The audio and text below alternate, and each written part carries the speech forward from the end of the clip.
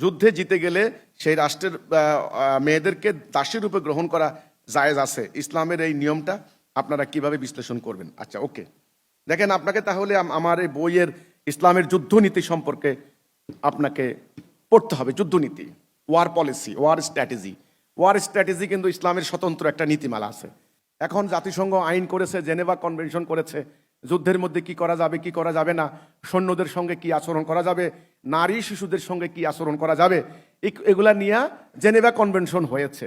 Geneva কনভেনশনের সূত্র অনুযায়ী কিন্তু 71-এ যখন 90,000 সৈন্য, পাকিস্তানি সৈন্য যখন সারেন্ডার করেছে, তখন তাদেরকে পাকিস্তান ফেরত পাঠানো হয়েছে। কিন্তু দ্বিতীয় বিশ্বযুদ্ধের পর জার্মানি, পরাজিত জার্মানির উপরে যেই লক্ষ লক্ষ নারীকে যেভাবে বেজ্জুত করেছে, একসাথে আমেরিকান সৈন্যরা, ফ্রান্সের, ব্রিটেনের এবং রাশিয়ার, ফ্রান্স, ব্রিটেন, রাশিয়া, আমেরিকা, এই 4টে রাষ্ট্রের সৈন্যরা মিলে পুরো জার্মান লক্ষ লক্ষ নারীকে বেজ্জুত করেছে।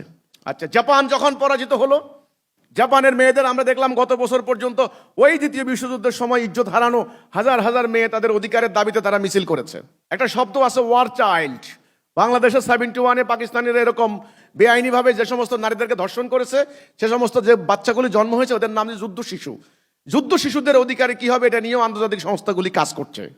আফগানিস্তানে যখন আপনার হলো আমেরিকানরা যখন হত্যাযজ্ঞ চালিয়েছে, লক্ষ লক্ষ আফগান মানুষকে হত্যা করেছে, বিবিসিতে এসেছে হাজার হাজার আফগানিস্তানের নারী রাস্তায় ভিক্ষা করেছে, একজন আমেরিকান সৈন্য কিন্তু আমেরিকা ওদেরকে নেয় নাই।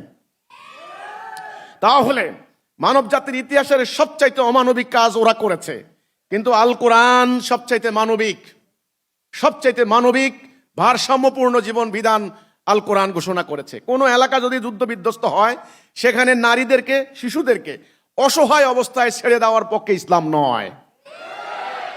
ইসলাম তাদেরকে বিয়ে করার কথা বলেছে, ইসলাম তাদেরকে সম্মান দিয়ে তাদের পরিবারের মধ্যে আত্মীকরণের কথা বলেছে। এটা নিশ্চয় তার অধিকারের ব্যাপার, তার সম্মানের ব্যাপার। তবে জোর করে তার সম্মতির বাহিরে, তার ইচ্ছার ব্যতিরেকে কোনো ধরনের দাসত্ব ব্যবস্থা গ্রহণ করার পক্ষে ইসলাম নয়।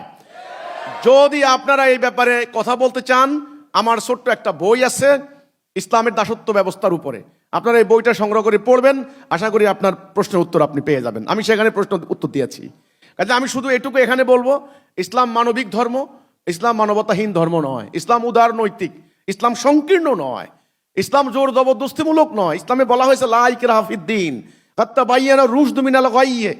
দিন নিয়ে কোনো জবরদস্তি নাই, সত্যপথ ভ্রান্ত পথ থেকে আলাদা হয়ে গিয়েছে। ইসলামের কথা হলো লা ইউকাল্লিফুল্লাহু নাফসান ইল্লা উসআহা। তোমার উপরে সাধ্যের অতিরিক্ত ভার চাপিয়ে দেওয়া হবে না।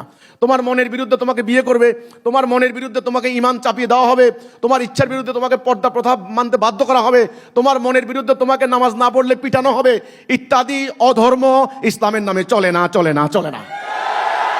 আমি শুধু এটুকু বলি, নবী করিম সাল্লাল্লাহু আলাইহি সাল্লামের যুদ্ধনীতি পুরো আপনি পাবেন, এবং অনেক হাদিস আছে মিথ্যা বানোয়াট, অনেক কাহিনী আছে বানানো, যেটা আল্লাহ রাসূলের পবিত্র জীবনের উপরে তারা পরিকল্পিতভাবে কলঙ্ক লেপন করেছে।